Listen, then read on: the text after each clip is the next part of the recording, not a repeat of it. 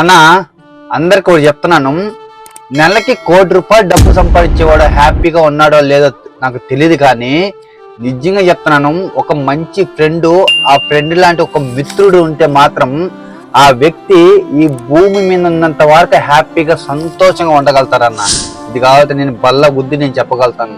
మనకి కష్టం వచ్చినా, సంతోషం వచ్చినా, బాధ వచ్చినా, దుఃఖం వచ్చినా ఆ ఫ్రెండ్తో షేర్ చేసుకోవచ్చు.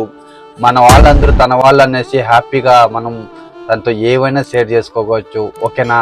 సో అలాంటి ఫ్రెండు, అలాంటి మిత్రుడు మీకుంటే నిజంగా చెప్తున్నానన్నా, ఈరోజు నువ్వు 30,000, 50,000, ₹1,00,000 డబ్బు నువ్వు పోగొట్టుకున్నా సరే రేపనే రోజు సంపాదించుకోవచ్చు. కానీ అలాంటి ఫ్రెండు, అలాంటి మిత్రుని నువ్వు కానీ దూరం చేసుకున్నావా, ఈ జన్మలో మళ్ళీ అలాంటి వాళ్ళు దొరకరన్న.